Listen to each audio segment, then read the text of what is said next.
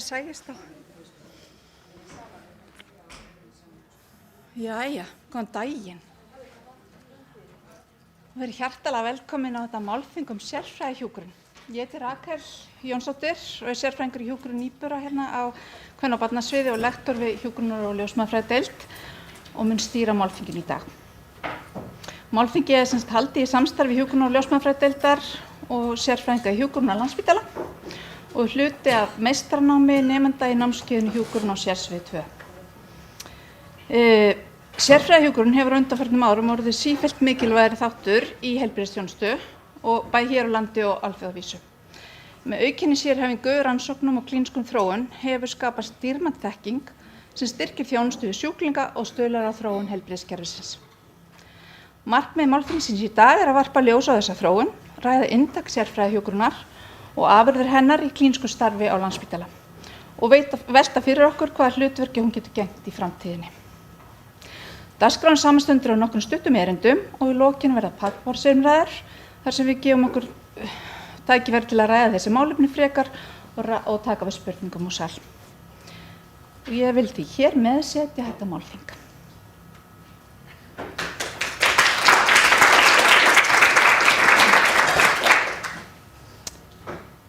Við ætlum að hefja dagskrána og fyrsta erindi morgunsins fjallar mikilvægi sérfræðihjúkrunar í heilbrigðisþjónustu. Ég vil bjóða í pontu Önnu Stefánsdóttur, fyrrverandi hjúkrunarforstjóri Landspítala og heiðursdoktor við hjúkrunar- og ljósmæðrafræðideild Háskóla Íslands. Sem flytur erindið heilbrigðisþjónustan þarf á sérfræðingum í hjúkrun að halda, en hvers vegna? Anna, gjörðu svo vel.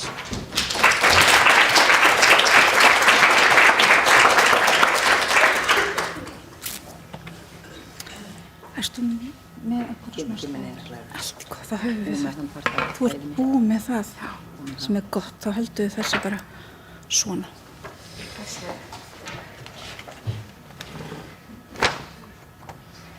Góðan dag, kæru kollegar. Mér langar að byrja erindi minn á því að vitna í Mörgu Tóme prófessor emeritus. Hún situr hérna, eins og þið vitið, en hún sagði eitt sinn: maður bíður þess aldrei bætur að fara í framhaldsnám.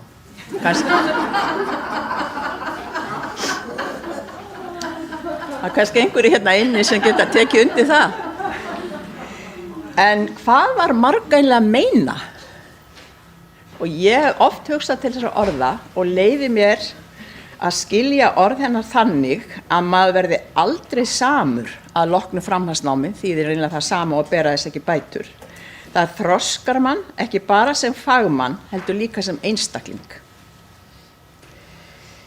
Viðhorf til náms breytist, viðhorf til fagsins breytist, viðhorf til starfsins breytist og síðast en ekki síst breytist viðhorf manns til þekkingar. En þekking er grundvöllur breytinga. Svona klappa hérna fyrir Mörgu Tóme, bara svona. Þetta er svo satt, þannig að ég bara hvet ykkur til þess að hugsa þetta. En kæru kollegar, það er mér mikið ánægju efni að vera með ykkur í dag þar sem fjallað sérfræðihjúkrun. Byrjað var að þróa sérfræðiþekkingu í hjúkrun þegar ég var framkvæmdastjóri hjúkrunar á Landspítala. Málið er mér mjög kært og hefur verið til margra ára og er enn. Þó nærri 14 ár séu liðin síðan ég hvarf úr starfi framkvæmdastjóri hjúkrunar á Landspítala.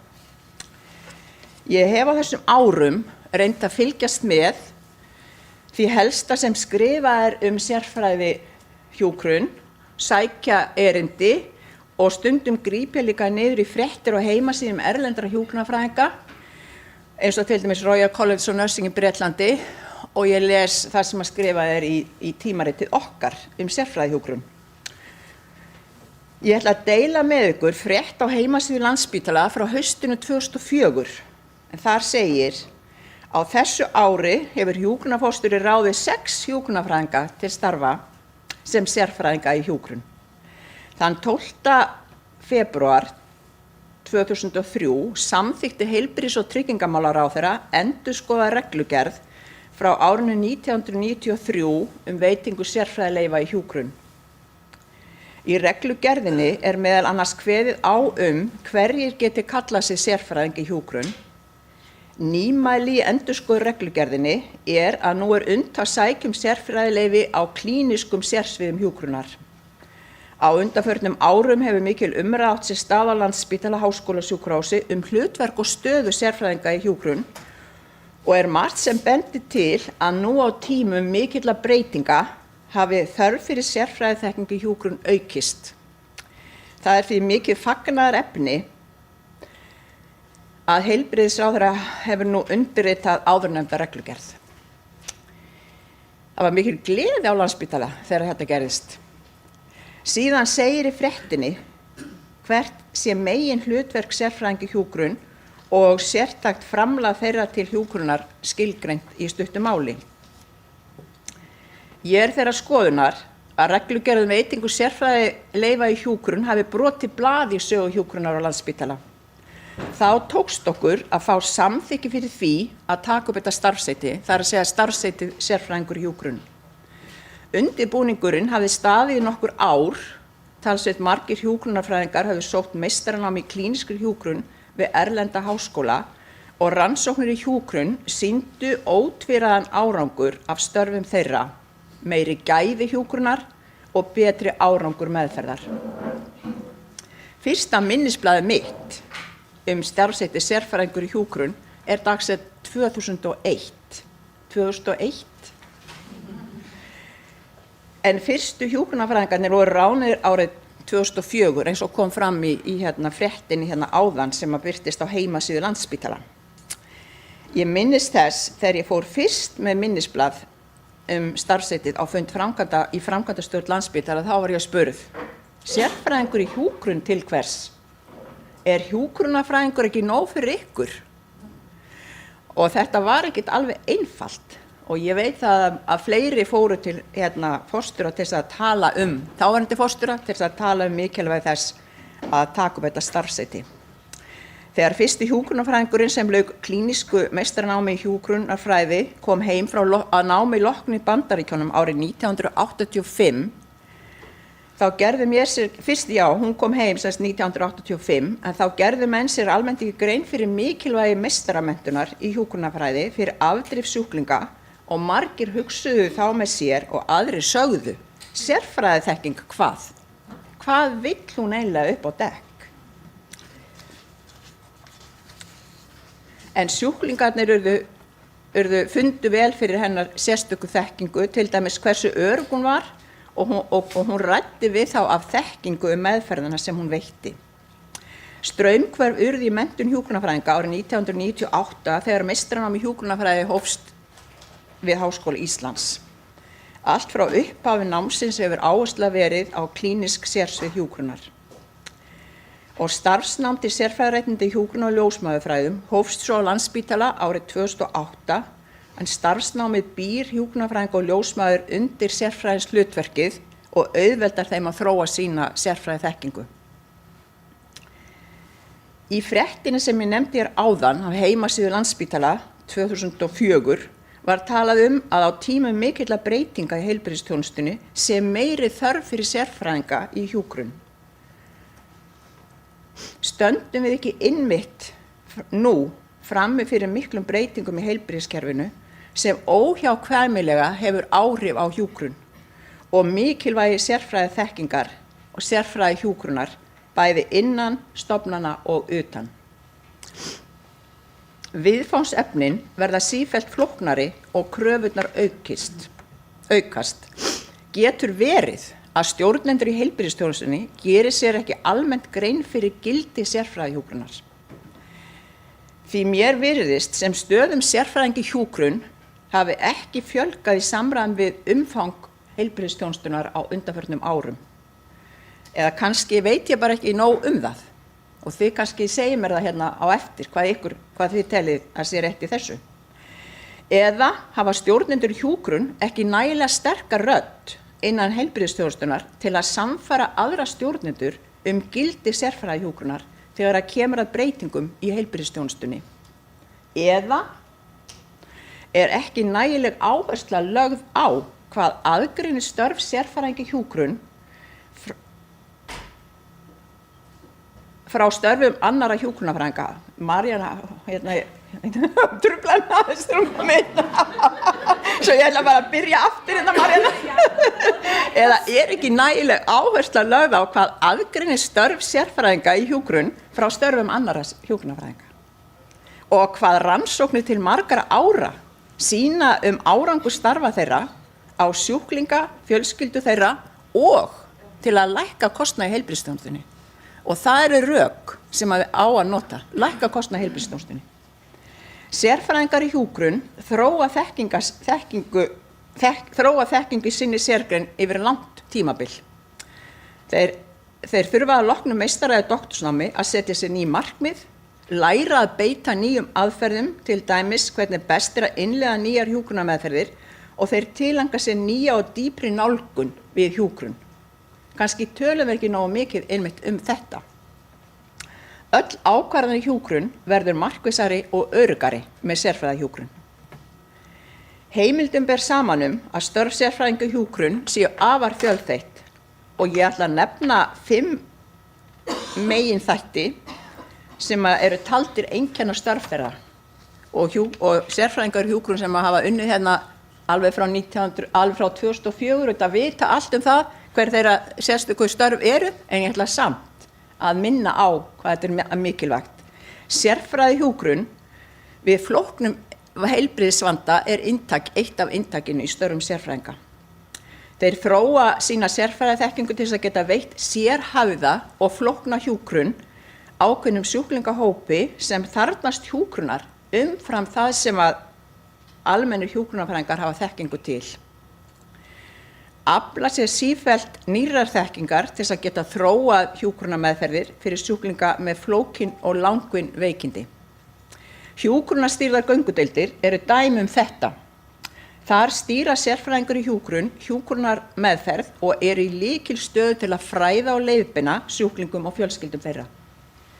Rannsóknir hafa sýnt að sérfræðihjúkrun í göngudeildum skilar umtalsverðum árangri til að bæta lífsgæði, fækka innlögnum á sjúkrahús og minnka þannig kostnað í heilbrigðisþjónustunni. Er þetta ekki mikilvægt nú stundir? Ráðgjöf sérfræðinga í hjúkrun að margra mati afar mikilvægur þáttur í starfi þeirra vegna sértækrar þekkingar sem þeir hafa þróað í sérgrein sinni og viða mikilla reynslu þeirra af mismunandi viðfangsefnum. Ráðgjöfin snýr helst af sjúklingum og fjölskyldum þeirra en ekki síður af samstarfsfólki og eru stjórnendur þar á meðal, til dæmis í tengslu við nýjungar og endurskipulagningu á starfsemi.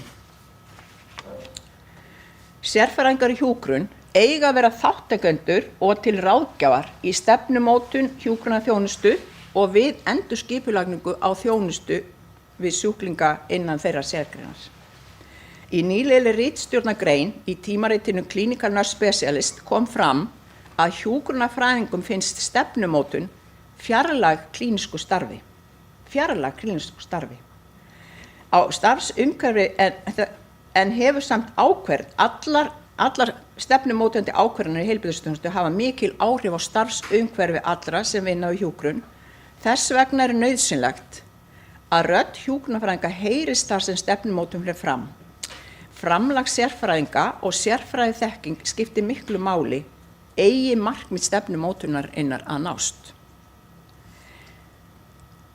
Þá er þátttaka í rannsóknum og innleiðing nýjunga í hjúkrun mikilvægur þáttur í starfi sérfræðinga, ekki síst þegar þeir hafa náð ákveðinni fótfestu í sinni sérgrein og geta farið að þróa meðferðir og meta árangur þeirra. Þeir setja á stofn göngudeildir með skilgreindu hlutverki.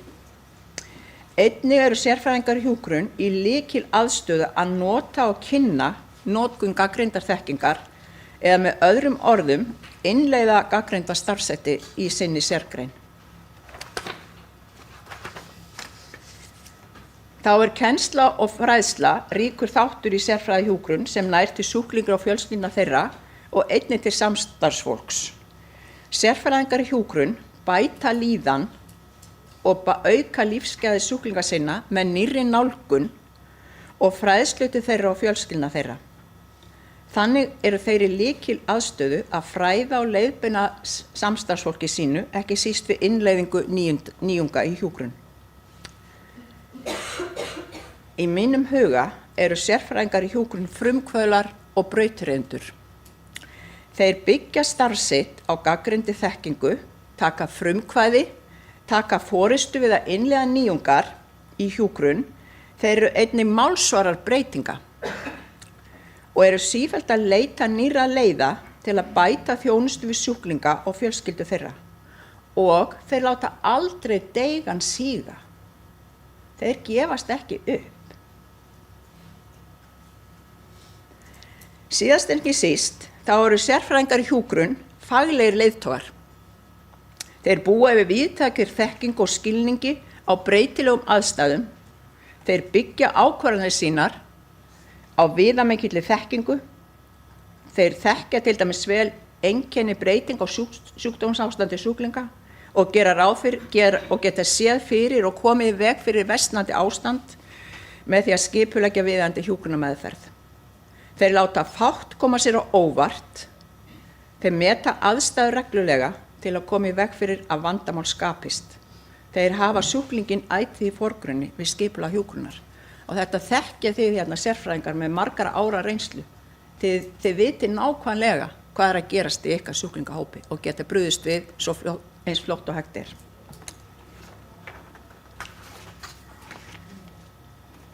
Að lokinni þessari upptalningu þá fullyrði ég að sérfræðiþekking er afar mikilvæg í síbreytilegri heilbrigðisþjónustu bæði innan og utan stofnana. Sérfræðingar í hjúkrun er í einstakri stöðu til að hafa áhrif á stefnumótun í heilbrigðismálum. Þeir eiga að ræða meira sitt sérstaka framlag til hjúkrunarþjónustunnar og skýra þann góða árangur sem þróun sérfræðihjúkrunar ber úr býtum, sérfræðiþekkingar ber úr býtum fyrir sjúklingin og fjölskyldu hans. Hjúkrunarfræðingar eru jú fjölmennasta heilbrigðisstéttin. Áhrifa okkar á að gæta allstaðar innan heilbrigðiskerfisins. Og þar eiga sérfræðingar í hjúkrun að vera í fararbroddi með sína yfirgripsmiklu þekkingu. Flestar ef ekki allar fjölskyldur í landinu hafa notið þjónustu hjúkrunarfræðings. Þekkja hjúkrunarfræðing eða eiga einn slíkan í fjölskyldunni. Það er mikils virði. Og ég hveti ykkur, kæru kollegar, til þess að taka pláss innan heilbrigðisþjónustunnar. Láta að ykkur kveða, tala ykkar sértæku þekkingu. Hvenær sem tækifæri gefst og þó að tækifæri gefist ekki, þá er að gera að koma sér samt á framfæri. Og ég óska ykkur allsins besta og ég hlakka bara til að hitta ykkur næst.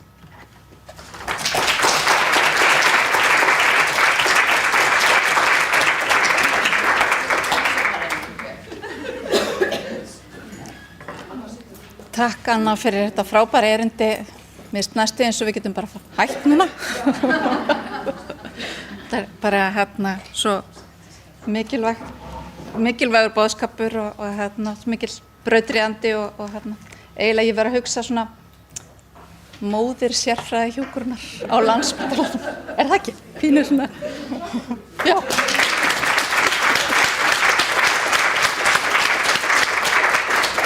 En svo höldum við áfram og næsta erindi, það er hún Helga Jónsdóttir, prófessor og forstöðumaður fræðasviðs Langvekra. Hún mun fjalla inntak sérfræði hjúkrunar.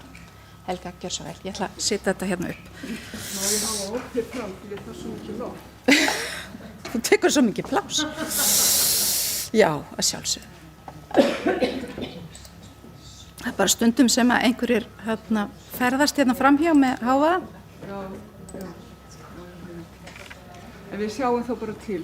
Þú getur ítt svo bara hér og hér. Það á ekki að vera neitt, það sést ekki allt sjálf. Hvað? Já, svona, ég var ekki með neitt animation sko. Ok, nei, takk fyrir. Takk fyrir að koma og gaman að sjá ykkur öll. Ok, ég skal vera að reyna að vera kjur, það er það sem hún er að segja með penum hætti.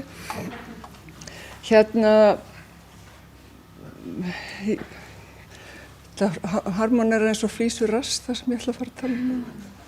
sem að kemur ekki að óvart reyndar, en og nemendur ágætir, nú pæliði í spurning, nú komið fullt fyrir ykkur að hugsa til þess að velta upp á eftir í samræðunum, sérstaklega, og nú heyriði að það var alveg rétt það sem við vorum að segja í námskeiðinu, erum að segja,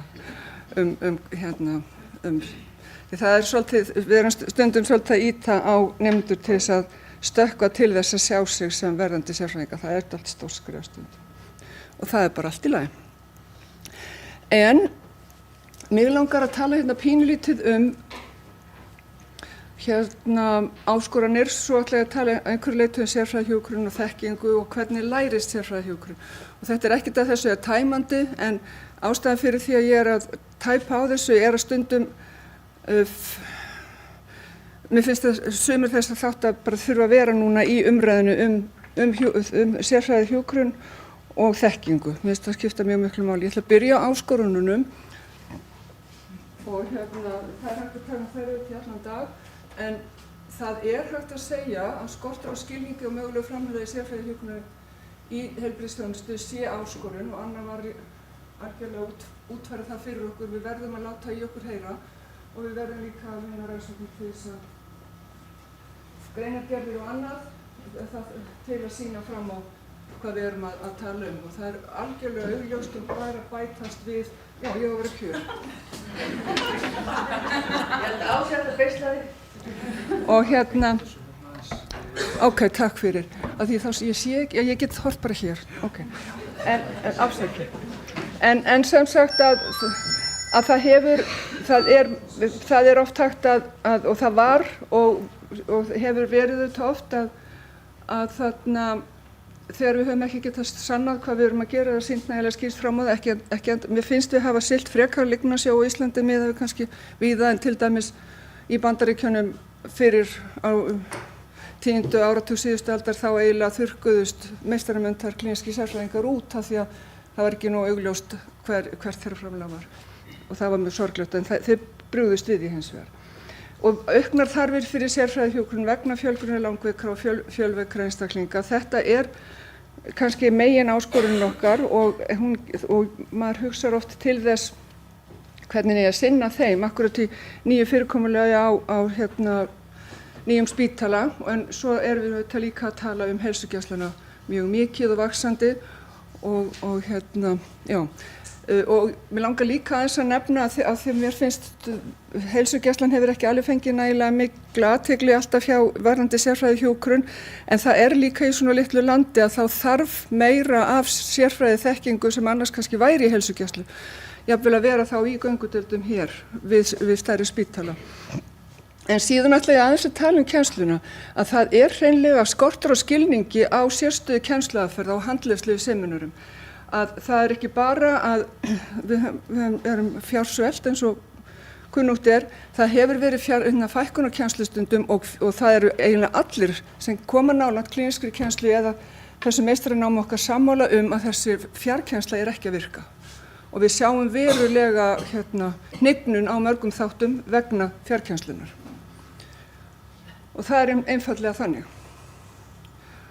Og fyrirmyndir, talaði að skortur á fyrirmyndum fyrir unga hjúkrunarfræðinga á klínískum vettvangi, að það sé hindrun fyrir þeir taki upp á því vilji fara í nám. Það líka mannekla þar sem að stjórnendur hafa ekki alltaf getað stutt við þá sem vilja fara, og víða eru fáir sérfræðingar í störfum.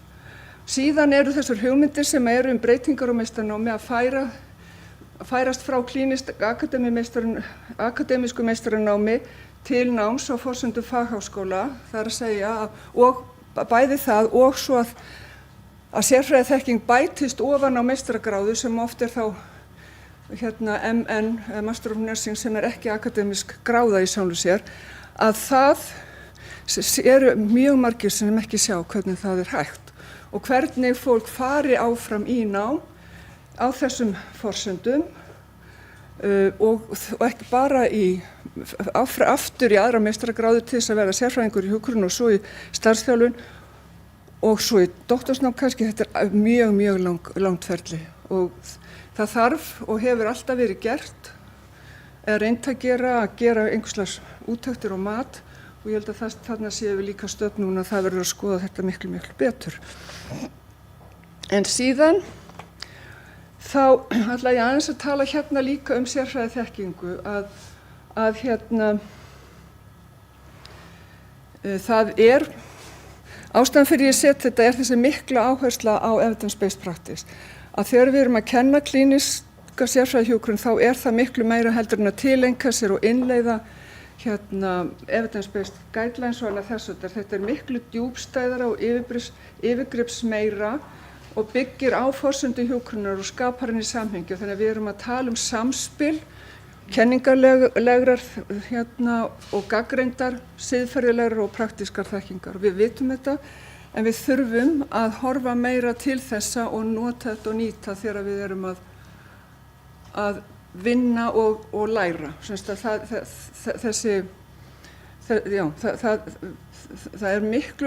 þarf meiri áherslu hjá okkur í það hvernig hjúkrunarfræðin nálgast heilsufarsvandann og hagnýta inn í það eða nota þekkingu til þess að leiðbeina okkur og þessi siðferðilega áskorun, eða það ekki áskorun heldur bara áherslur og þetta siðferðilegt starf og við þurfum þar að leiðandi aðferðir sem mæta því tileinka okkur gildi og viðhorf sem eiga uppsprettur í hjúkrun og svo þetta og þá snýst það þessa umönnun sjúklinga með flókina sérhæfða vanda sem oft afmarkaður hópur, ekki alltaf en flækjustigið mikið eins og við vitum.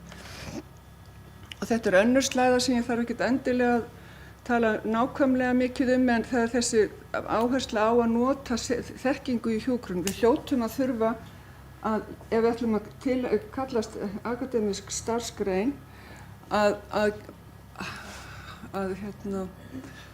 byggja eins og mögulega getum á þekkingu sem í hjúkrunarfræði.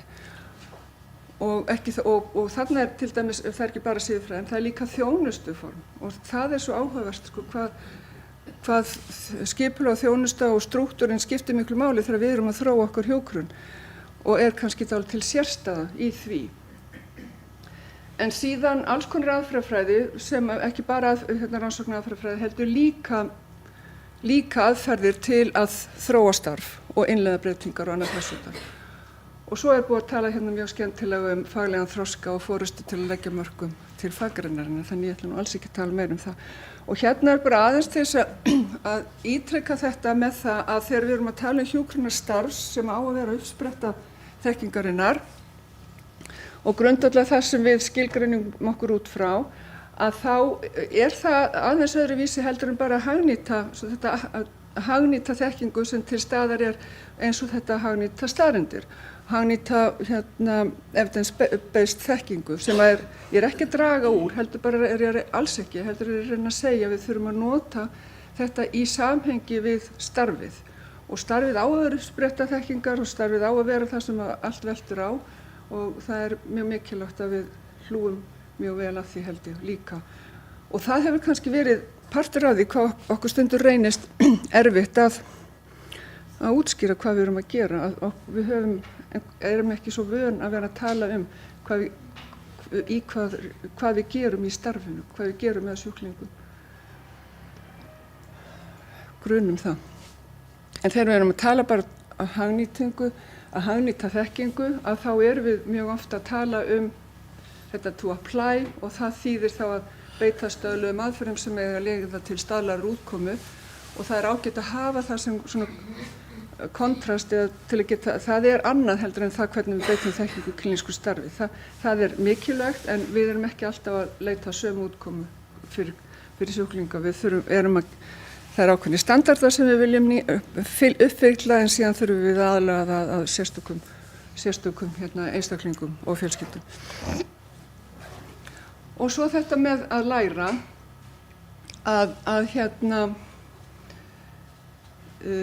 ástæðan fyrir því að ég að tala líka það sérstaklega hvernig lærist sérfræðihjúkrun að hún lærist ekki bara með staðreyndanámi, það þarf miklu flóknari aðferðir og með alltaf þennan bakgrunn þekkingar sem ég var að nefna hér siðferðilega og samfélagslega skyldur. Við höfum þetta það eru hlutverk sem að við erum skilgreind inn í og félagsleg svona social mandate eða semst við skilgreinum okkur út frá þörfum samfélags.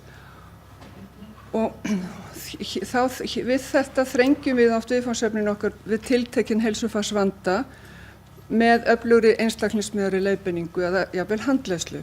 Og þetta er líka það sem við þurfum að standa mjög mikið vörðum og okkur hefur ekki alltaf tekist að fá frið til þess í rauninni varðandi hvernig struktúrun hefur verið og þessi takmarkaði tími sem að við fáum til allavega greitt fyrir sem í kennslunni. Það sem að við erum að greina og samþætta og það að læra að greina og samþætta margvíslega þekkingu og í siðferðileg viðmið og beita við í klínískum aðstæðum að það þarf, kannski þurfum við líka að gefa því miklu betri gaum hvernig við gerum það. Það er til dæmis þessi klíníska ákvarðanataka sem talsvert tala um. Það er mikið talað hvort að sérfræði hjúkrun sé bein eða óbein, hvort hún sé beint fyrir rúmstokk sjúklings eða með sjúklingi eða aðeins ferð við að leiðbeina og innleiða breytingar og guð veit hvað það allt er, en auðvitað er hægt að gera hvort tveggja. Og síðan þessi skipulagða þjálfun í beitingu vísindalegrar vinnubragða við að greina og meta þekkingu og vinna með það. Og það er þessi þjálfun sem að er allt annars konar nám heldur en til dæmis svona venjulegt staðreyndanám sem maður getur bara eiginlega lesið af netinu og tileinkað sér það er mikilvægt með en það er ekki nóg. Þannig að þarna er ég að reyna að leggja áherslu á samræður, tilfellavinnu, rýna í starf, félagsmótun og fyrirmyndir. Og þetta allt höfum við verið að reyna að gera í hjúkrunarsjóðsvið 1 og 2, að samþætta þetta allt saman og jafnvel í fleiri klínísku námskeiðum sem við erum með í framhaldsnámi. Og heldum að þetta skiptir allavega mjög miklu máli en hvort að þetta er nóg er hins vegar allt önnur rella. Og ég ætlaði að enda held ég á þessari slæðu sem við Sigríður settum þetta í tímarit hjúkrunarfræðinga fyrir nokkrum árum og Anna er nú búin að koma svo vel inn á þetta einkenni sérfræði hjúkrunar. Þetta er ansi margt sem við erum að tala enda tekur það langan tíma að tileinka sér og læra þetta allt saman. En það sem mikið að tala núna heildrænt sjónarhorn og meðferðarsambund og person-centered care sem er nú tengt því. Það er svona, finnst mér aukið vægi en síðan er alls konar viðfangsefni varðandi kennslu og leiðtogastörf. Og ekkert allir endilega sem og það er svo mikil breytt líka þetta í störfum að annars vegar að sinna einstaklingum og fjölskyldum versus að vera eiginlega mestmegnis í innleiðingu og stjórnun svona á víðari svona á deildarleveli eða einingarleveli eða stofnunarlevel og allt er þetta mikilvægt og ekki eitt á kostnað annars. Sjálfræðið í störfum er eitt af því sem hjúkrunarfræðingar sóttust mjög mikið eftir áður. Það er minna að tala um það núna, ég veit ekki á hverju það er, en sjálfræðið er auðvitað mjög mikið og hefur verið ánægjulegt hvað þó við höfum fengið að þróa okkur með það. En síðan, sem að kannski kemur meira mögulega inn í útfærslur á námi og störfum að svo sem eins og síðustu kannski 20-30 árin þá höfum við séð alveg geysilega breytingu á því hvernig meistaranám í hjúkrunarfræði og þar með sérfræðinám eða sérhæft nám hefur verið að þróast og við höfum siglt hér bara með þetta sérfræðinám í hjúkrunarháskóla eða Master of Science og síðan núna og það er fyrirmyndi frá Bandaríkjunum og Kanada og fyrst og fremst kannski Bandaríkjunum en síðan er núna farið að tala meira í það sem er átt við klínískt nám á háskólastigi í Evrópu og sérstaklega Skandinavíu sem er þessi MN-gráða og það er að mörgum talsvert mikið öðruvísi heldur en það kannski hljómar þannig að það er mjög mikilvægt að velta því mjög vel fyrir sér hvort að það sé skynsamlegt að leggja áherslu á þessa gráður, það hefur ekki verið talið og ráðgjöf sem við höfum hér áður fyrr leitað eftir hefur ekki lagt til að breyta þessum akademísku áherslum í í námi hér en það allt þarf alltaf að skoðast, endurskoða. Orðið Advanced Practice Nursing það sem hefur notað, hugtakið sem notað almennt, eða semst alþjóðlega, og það þýðir mjög margt í rauninni. Lágmarkið þar hvað menntun varðar meistaragráða og oft það doktorspróf eins og í Bandaríkjum sem núna miklu meira DNP eða Doctor of Nursing Practice og en þannig að það getur falið í sér sérfræðihjúkrun sem veitt með sérstöku leyfi á sérstöku starfsviði í kjölfarsstarfsþjálfunar og eins og ég les nýju reglugerðina þá hægt að tilgreina sérsvið en ég ekki viss að sé nauðsynlegt. Ég átta mig ekki alveg á því hvernig þessi reglugerð frá 2025. En allavega hér njótum við þeirra, ég veit ekki hvort það heitir forréttindi en að það þurfi starfsleyfi og það felur í sér og kallar á þjálfun eftir meistarapróf. En Advanced Practice Nursing erlendis víða líka alls ekki það, heldur frekar meiri sérhæfing og alls ekki heldur með starfsleyfi og þar af leiðandi ekki sérstakar stöður kannski sem eins mikið sem að ráða í en þykir mjög mikilvægt og allavega eins og ég hef heyrt í Skandinavíu skipta miklu máli í heilsugæslu og þar sem sérstaklega mikilvægt þetta aukna sjálfstæðis þar sem náttúrulega mjög mikil heilsugæsla líka. En þannig að nú við höfum séð þessi hugtök, nurse practitioner og clinical nurse specialist. Við erum búin að sjá þau náttúrulega síðan miðja síðustu öld þess að það voru til. En þessi hugtök hafa verið lengi notuð. Og mér finnst mjög áhugavert að nú á síðustu árið þá skilningurinn á því hvað nurse practitioner, starfsvið nurse practitioner, starfsvið clinical nurse specialist, það talsvert hefur verið að breytast eða öllu heldur breikka, skulum við segja. Þannig að við héldum að nurse practitioners væri fyrst og fremst inn á forsendum læknisfræði, það var þannig í Bandaríkjunum og við sáum það ekki og að diagnosera sjúkdómi, nú ég að fara mjög hratt yfir, að geta sjúkdómsgreind og skrifa út lyfseðla og allt mögulegt sem þeir gerðu. Núna og clinical nurse specialist þeir voru meira við afmarkari klínísk viðfangsefnis en þetta hefur breyst svo ótrúlega mikið þegar maður fer að skoða núna nýjan litteratúr. En svo sé ég allavega að til dæmis þessi skrif á Norðurlöndunum að þar allt í einu farið að leggja mest áherslu á clinical nurse, á nurse practitioners eins og við erum að tala sérfræðinga í hjúkrun. Þannig að ég held að við þurfum að gæta okkur alveg geysilega vel hvert við erum að fara. Að það ekki að eitthvað eitt sé ekki gott eða betra, það ekki það, heldur bara að vita hvað við erum að tala og inn í hvaða ramma við erum að fást við og þannig að clinical nurse specialist virðist vera í þessu skjali sem verður að vinna núna og þessi norræn samvinna nám, meistaranám, að þar meira verið að tala þá sem leiðtogi í klínik fyrir hópa og leiðbuna starfsfólk eru þess að clinical nurse specialist en nurse practitioner sé það sem við höfum verið að horfa til sem þá sem að vinna með sjúklingum. Og þetta finnst mér svo mikilvægt að við séum á tánum því að við erum hér á einu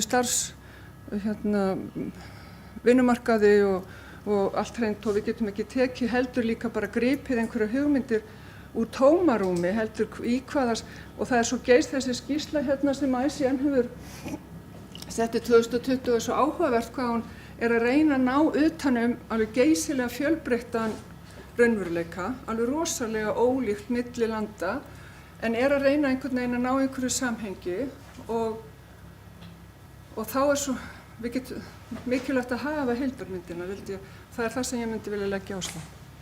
Takk fyrir.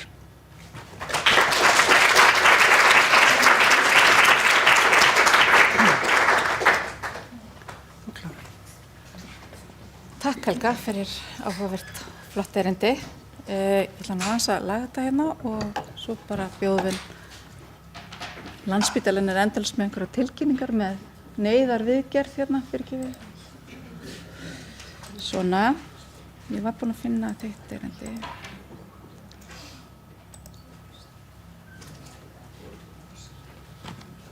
Jæja, næst ætlum við að heyra frá Guðríði Þórðardóttur, sérfræðingi í hjúkrun, sem mun fjalla afurðir sérfræði hjúkrunar á Landspítala. Mjög spennt, gjör svo vel.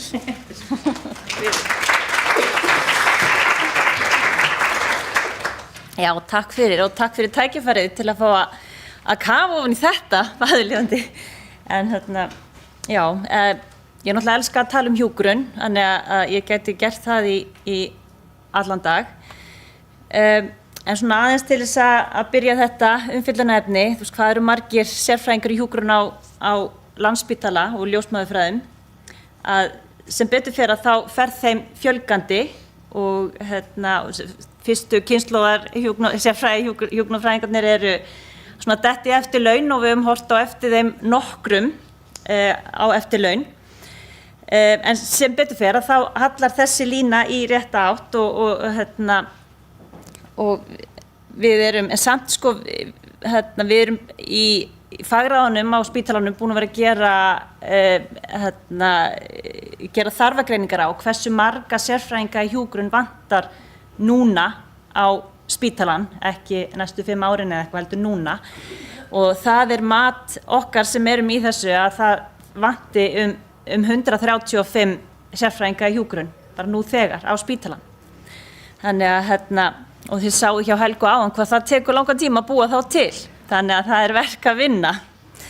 Þannig að og ef við skoðum aðeins áfram bara umhverfið okkar, fékk AI til að gera þessa ægilega fínu mynd að starfsvettvangur sérfræðinga í hjúkrunar er mjög dreifður spítalan á kjarna og einingar og svo eru náttúrulega margir í stjórnunarstöðum og verkefnastjórastöðum og svoleiðis. En þetta eru svona tölur sem að ég fekk upp að væru að vinna á spítalanum og en við vitum að þú veist þessar einingar og sérgreinar eru með mismargar og það endurspeglast ekki endilega í þörfinni á því hver þörfin er fyrir hvert sérsvið. Og svo vitum við líka að það eru margar undirgreinar undir hverju og einu sérsviði og það var hefð fyrir því áður að vera með að skrá hjá sér einhverja svona sérfræði þekkingu með áherslu á eitthvað annað en við erum svona aðeins hort frá því á litla Íslandi og það sé nú undanhaldi. En við vitum það samt að innan þessara sérsviða þá eru margar undirgreinar og kannski er barnahjúkrun besta dæmið það því að þú veist það eru hvað ekki 10 sérfræðingar í hjúkrun barna en ef við yfirfærum það svo yfir á fullorðins sérfræðingarna þá ef ég mætti orða það svo að þá það þú veist fellur undir það náttúrulega krabbameinshjúkrun, hjúkrun langveikra, öndunaraðstoð og þú veist geðhjúkrun og svoleiðis, þannig að þar til dæmis vantar, þó að þetta sé með hæstu tölunum, að þá vantar mjög marga sérfræðinga í hjúkrun þar. Þannig að svo náttúrulega dreifast þessi hjúkrunarfræðingar á mjög ólíkar einingar og eins og til dæmis við hjarta sérfræðingarnir, við erum á störfum ýmist á hjartadeildinni eða legudeildinni eða á hjartagáttinni og svo einn á hjartaþræðingu. Og hjartagáttinni dreifist þetta svo á ýmsar göngudeildir. Þannig að þetta og svo líka hægt að segja það að dreifingin náttúrulega mjög handahófskennd og eins og til dæmis í krabbameinshjúkrun, ef ég tek það dæmi, að þar eru sérfræðingarnir margir en vel nýttir og starfa ýmist á brjóstamiðstöð eða á 11B, dag- og göngudeild blóð- og krabbameinslækninga, en það engin skráður á legudeildin 11G. Og við vitum það að sú staðreynd hún endurspeglast ekki af þörfinni fyrir sérfræðingi í hjúkrun á þeirri deild. En það bara eins og segi önnur saga. Það það sem já, það bara frábært, það verið að búa þá til.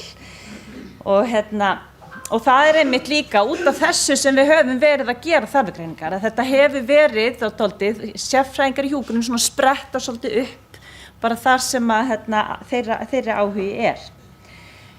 En já, hvers vegna erum við svona upptekin af því að hver og einn sjúklingahópur eigi sérfræðing í hjúkrun og flestir ef ekki allar einingar hafi aðgang að slíku mannauði. Og ég sem segi var beðin að taka saman hvaða afurðir hafa runnið undan rifjum sérfræðinga í hjúkrun á Landspítalanum og maðurlíðandi það er af nóg að taka og er náttúrulega alls ekki tæmandi listi hérna í dag en þetta er svona aðalega til þess að bara sýna að bara fá nasasjón að því hvað sérfræðingar í hjúkrun eru mikið hryggjastykki í starfsemi spítalans. Og ég held að við þurfum bara að fara að skrásetja þetta betur við fagráðunum, hvað svo þetta sé algengilegt. Ég ákvað að skipta þessu bara eftir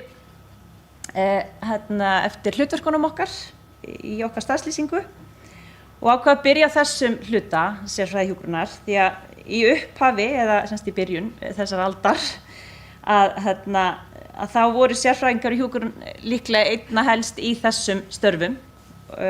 Ég held ég geti nú alveg fullyrt það. Að það voru ýmis verkefni sem komu á þeirra borð, enda kannski minna verkefnastjóra og gæðadeildin ekki eins öflug og hún í dag. Þannig að sérfræðingar í hjúkrun fengu bara alls konar verkefni inn á sín borð og ég held að kannski stærsta og eftirminnista dæmið sé innleiðing Calgary fjölskylduhjúkrunar, eða fjölskyldumódelsins, sem var innleitt á Landspítalanum á sínu tíma og þá voru það bara sérfræðingar í hjúkrun sem voru í fararbroddi algjörlega og þá var alveg sama hvaða sérfræði þekkingu við byggu yfir og þetta var bara unnið þvert á alla deildir og það er þannig að sérfræðingar í hjúkrun eru í hnotskurn umbóta sinnar og þeir bara sjá tækifæri til umbóta í hverju horni og eins og okkar hlutverk er að vera þessi brú á milli rannsókna og beinna hjúkrunar eins og Helga kom inn á áðan líka og þar koma náttúrulega þessi gæðaverkefni mjög sterk inn og sérfræðingar í hjúkrun eru mjög mikið til dæmis að gera gæðaskjöl og það er líka bara eins og við og hjartadeildin erum að gera þau gæðaskjöl sem að í samvinnu við gæðadeildina en gæðaskjölin eru mikið til gerð af sérfræðingum í hjúkrun. Og að innleiða gæðaverklag kemur gjarnan á hendur sérfræðinga í hjúkrun eins og gera skjöl sáravarnir, þrýstingssáravarnir, hamur, það drifið áfram að sérfræðingur í hjúkrun, órásvinnan öll síðastliðið ár, ESPAR og NEWS, ég til dæmis innleiddi ESPAR á hjartadeildina löngu áður en að vera innleitt á spítalan og svo dreifðist það út og NEWS var mikið til líka dreifið áfram af sérfræðingu í hjúkrun, innleiðingin á því. Byltuvarnir voru byggðar af vinnu sérfræðinga í hjúkrun líka og þær klínísku leiðbeiningar, neyðarbirgðir Parkinson-lyfja til dæmis, þetta eitthvað sem svona dæmi sem að Snædís bara svona dæmi verkefni sem kannski fólk man ekkert eftir eða fattar ekki en skiptir svo ótrúlega miklu máli.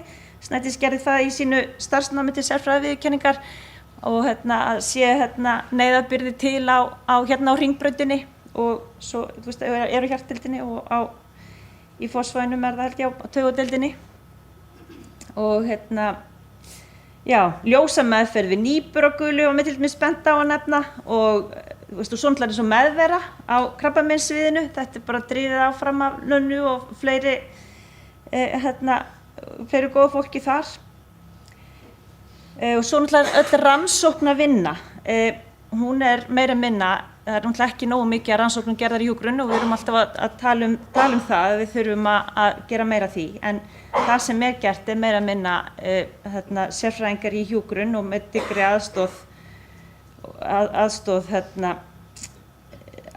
doktorsmenntaðra jafnvel og það er og þá er þetta mikið unnið í tengslum við göngudeildarvinnu eins og ég veit á barnasviðinu mjög mikið unnið af rannsóknum tengt göngudeildarvinnu og svo þú veist, já, gott að, þú veist, það vill náttúrulega oft verða þannig eins og við sjáum á hjartasviðinu að, þú veist, að það er hún Helga Ýr, sérfræðingur í hjúkrun, hennar verkefni voru þess eðlis að það bara meikaði sens fyrir hana að fara í doktorsnám af því að verkefnin hennar í starfsnámi til sérfræðiviðurkenningar og þau verkefni sem hún er að fara að vinna í, að það var alveg eins gott að fara bara í doktorsnám með þessu og við höfum aldeilis fundið það hvað er gott að hafa doktorsmenntaðan sérfræðing í hjúkrun eins og Brynju til stuðnings í rannsóknarstörfum. Kennsla og fræðsla, það var nú líka nóg að taka þar og ég verð nú bara að nefna fyrst bekkjabróður minn úr hjúkrun, til dæmis hann Þorsteinn Jónsson með Hermisetrið, hvað hann hefur bara með miklum áhuga og gaman að fylgjast með honum í því, byggt það upp. Og svo er bara menntadeildin á spítalanum, hún bara treystir á aragrúa af sérfræðingum í hjúkrun, bara til þess að halda úti sinni námskrá og eins og allt starfsþróunarárið og bara, já, ýmislegt sem er kennt þar og ég veit ekki hvort einhver hafi tölu á því hvað eru margir sérfræðingar í hjúkrun sem leggja hönd og plóg í menntadeildinni. En það er ekki margir starfsmenn í rauninni þar. En já, svo eru sérfræðingar í hjúkrun sérfræðikennarar á deildum og taka á móti nemum sem eru í að læra hjúkrun. Og svo eru sérfræðingar í hjúkrun á víðum spítalann í tengslum við í fagráðsvinnunum að gera sérhæfð hæfniviðmið út allan spítala og að búa til og halda úti námskrár í tengslum við þessi sérhæfðu hæfniviðmið. Vorfræðslur eru meira minna skipulagðar af sérfræðingum í hjúkrun og þeir skipuleggja málþing og ráðstefnur og fræðsludaga. Þetta er alveg ótalmargt á ári sem hægt er að nefna þar. Og svo er bara til dæmis eins og fræðslubæklingar sem til sjúklinga eru meira minna unnir af sérfræðingum í hjúkrun. Svo eru sérfræðingar í hjúkrun stundakennarar við háskólann og jafnvel bæði Háskóla Íslands og Akureyri og taka að sér kennslu og þjálfun nema og eru jafnvel leiðbeinendur í BS-verkefnum og meistaraverkefnum. Og svo við leyfum mér að hampa Auði til dæmis. Hún er bara með dyggri aðstoð stjórnenda, Bylgju og fleiri, að bara hreinlega að búa til nokkra sérfræðinga í hjúkrun á hjartasviðinu með því að hafa undirbúið meistaranám og er bara vinnur sveitt að því að halda því úti núna og það eru alveg fleiri dæmi slíkt þar sem að sérfræðingar í hjúkrun brettu bermarnar og auka bæta menntun hjúkrunarfræðinga.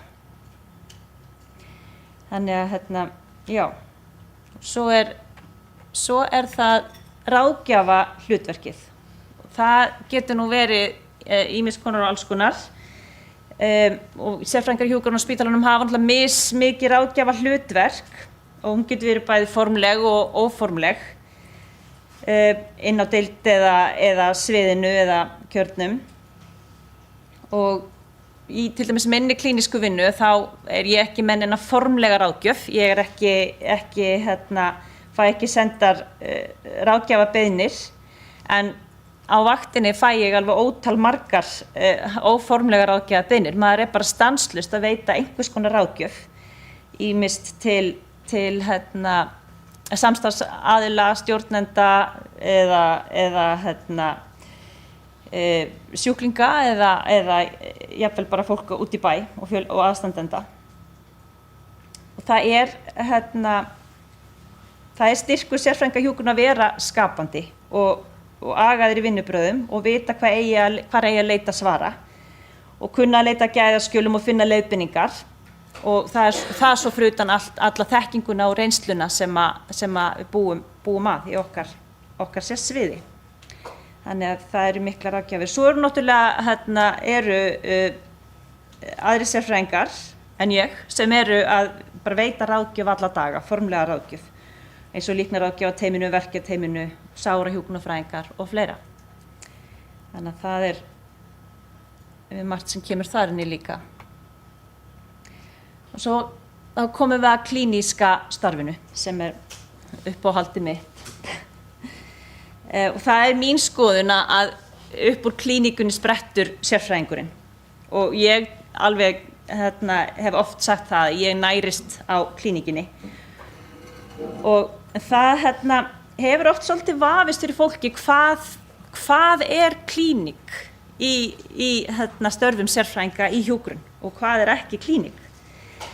Og það er reyndar að efast enginn það í mínu tilviki þegar ég er á vakt á hjartadeildinni, þá efast enginn það að ég sé að vinna í klíník, en þetta er eins og bara til dæmis ef ég tek dæmi, ef að við á hjartadeildinni köllum í líknarráðgjafateymið og Kati kemur og hún sest niður með fjölskyldu og býður þeim flutning yfir á líknardeild, að er það klíník eða er það ráðgjöf eða hvað er það?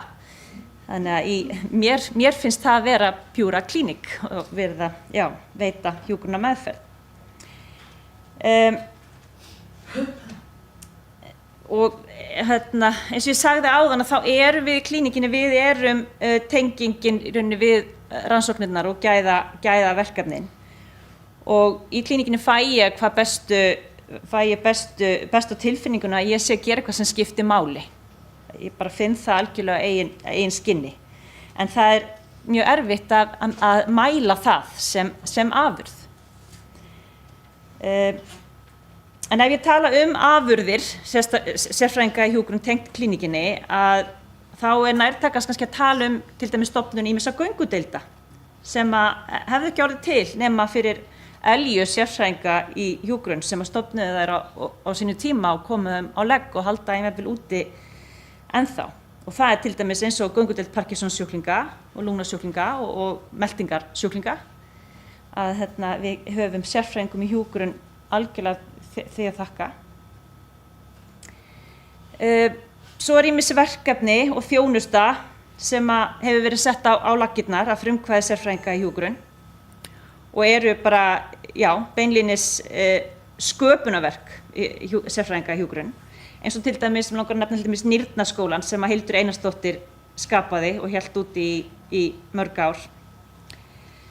Eða var það kannski ekki klíník, sem að tala aðeins meir það, var það ráðgjöf eða fræðsla, en ég vil meina þarna aftur að þetta sé pjúra hjúkrunarmeðferð.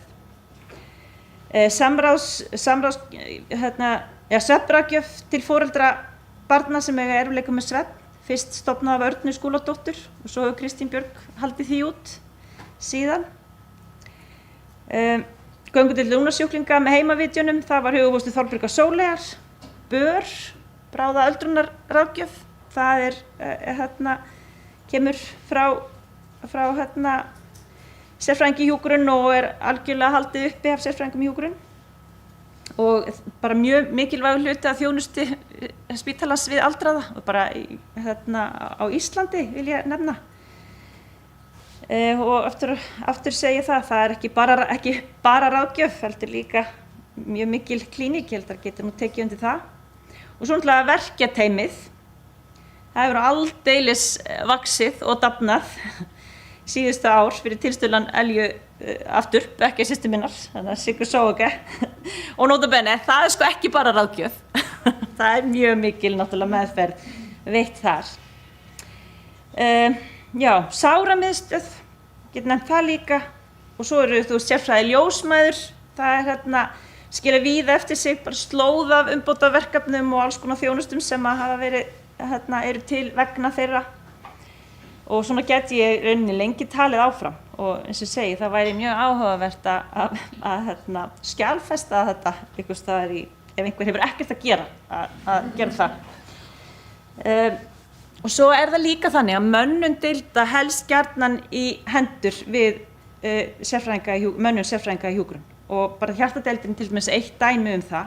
Við erum 4 sérfræðingar í hjúkrun í klínískri vinnu þar og flestar í vaktavinnu.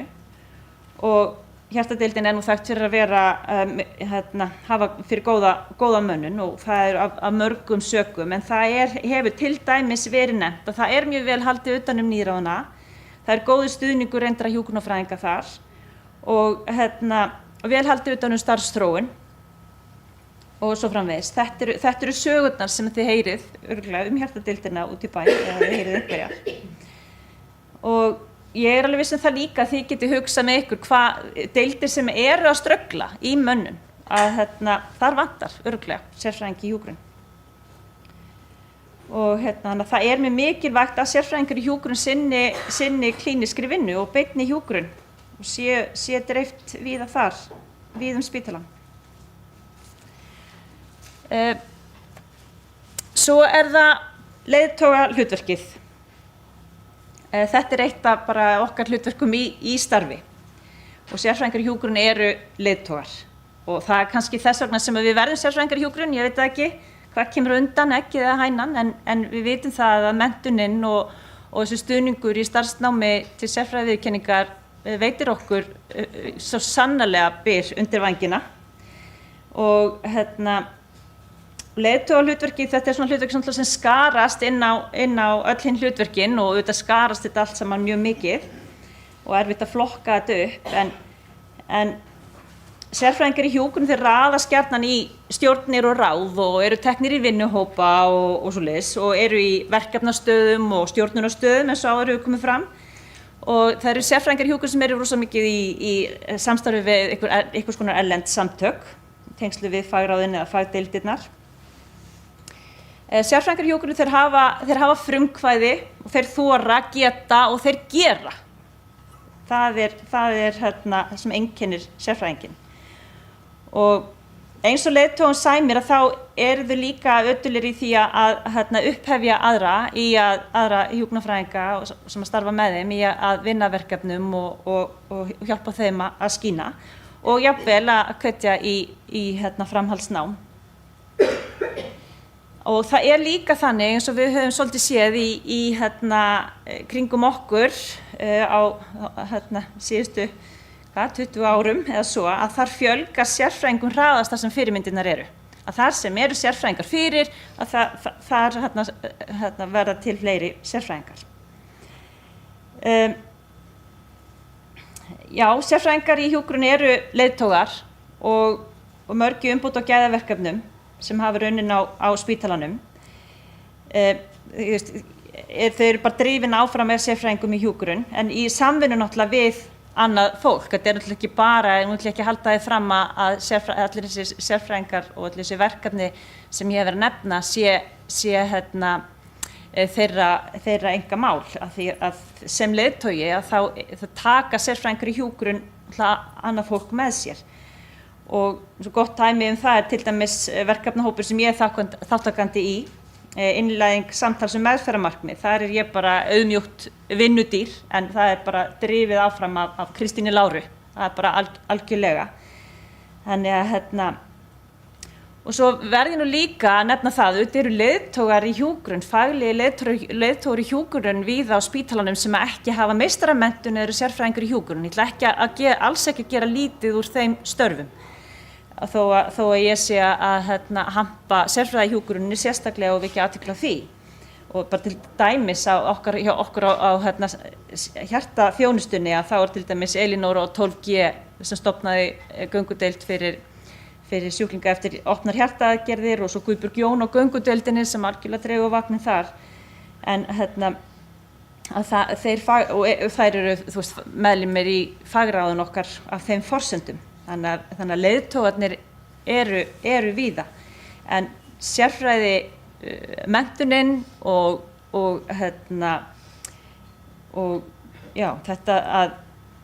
þjálfunin það gefur mann eins og ég sagði áðan svona byr undir vængina. Já, en tilfellið það að það oft erfitt að sjá hvort það vantir sérfræðing í hjúkrun þar sem þeir eru ekki.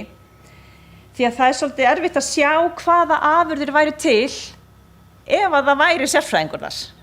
Af því að þetta oft, eins og þurfið þið hugsa tilbaka, því þetta oft svona verkefni sem bara spretta upp vegna þess að þessi leiðtogi sá þörfina og lagaði það. Og þegar við hugsum tilbaka eins og við erum búin að vera að gera í dag, eða ég er búin að vera að gera við gerð þessa fyrirlesturs og horfum á landslagið og dáumst að þessum afurðum, sérfræðingum í hjúkrun síðastliðnu áratugi, að þá sjáum við myndum ekki vilja vera án þessara afurða. Þær eru bara gjörsamlega komnar til með að vera. Og mér fannst þessi mynd svolítið lýsandi. Ég fekk þessa minningu á Facebook akkurat þegar ég var að gera með fyrirlestur og mér fannst þetta svolítið lýsandi fyrir akkurat þetta. Þú veist, við horfum yfir landslagið, við sjáum fjallatoppana en dalirnir eru allir í þoku. Við sjáum ekki hvað er ofan í dölunum og við sjáum ekki hvaða gloppur eru kannski í þjónustu við sjúklingana. Þannig að það svona skilaboðið mín í dag er að skyggnast ofan í dalina, förum þarna niður og sjáum hvar brotalamirnar eru og sköpum leiðir fyrir hjúkrunarfræðinga til þess að öðlast sérfræðiréttindi og eflast í þessu grasrótarstarfi sem að sérfræðihjúkrun er. Ekki?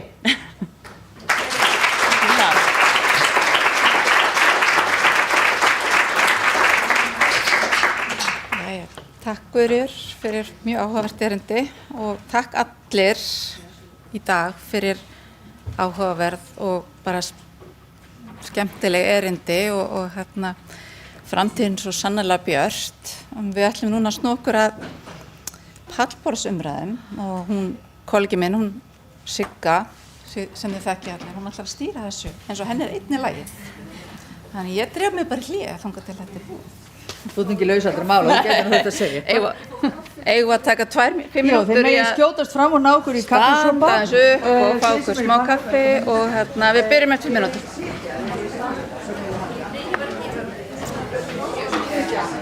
Já, þetta ekki, jú.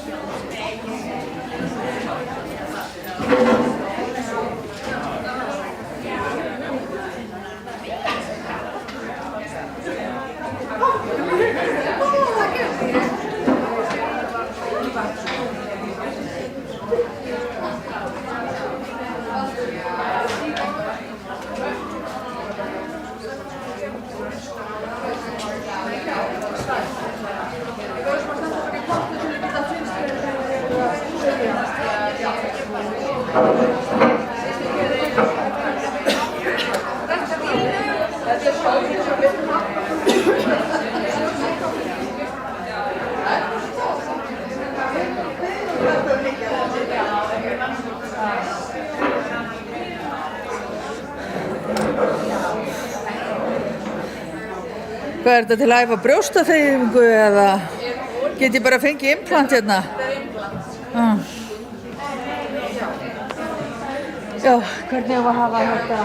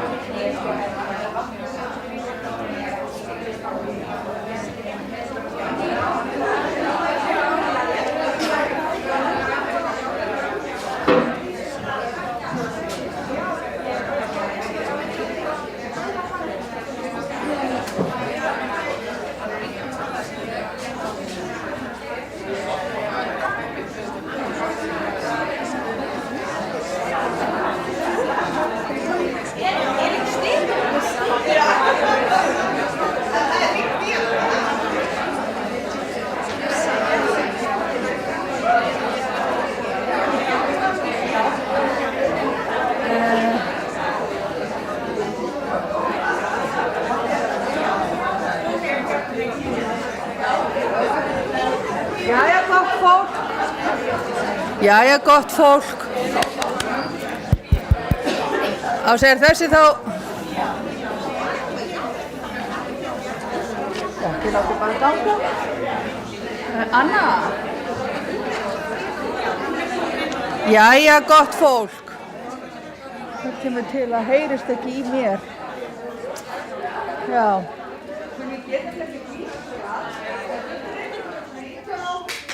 Jæja, gott fólk. Ég vil ekki halda áfram. Allir fá sér kaffi og setjast niður. Nú ætlum við að ég er búin að undirbúa 30 erfiða spurningar fyrir panelinn. Nú verður spurt út úr. Við erum búin að hlusta mjög áhugaverð erindi í dag sérfræðiþekkingu og inntak sérfræðiþekkingar í hjúkrun. Og okkur langar að fá svona smá umræður, Anna gjörðu svo vel. Og kannski að ræða svolítið þetta mikilvæga efni, hvernig við getum eflt hlutverk sérfræðinga í hjúkrun og nýtt sérfræðiþekkingu þeirra til fullnustu, þannig að það skili sér í árangri og sé til samræmis við þarfir sjúklinga og heilbrigðiskerfisins.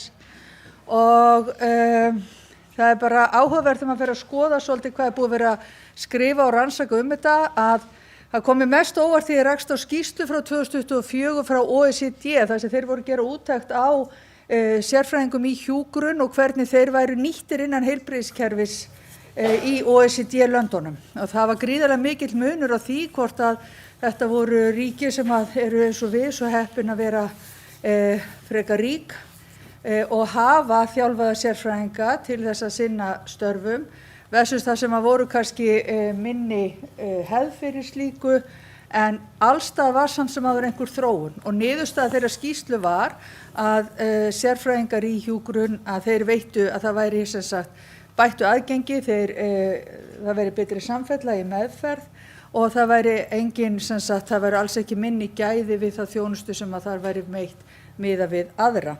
Og svipaða niðurstöðu sáum við svo í nýrri Cochrane grein sem að kom núna sem var að vera að bera saman þegar ólíkar, sem það vera að bera saman hvort er munur á því hver veitir þjónustuna sem að voru það mjög sambærilegt en okkur vantar sannarlega betri rannsóknir.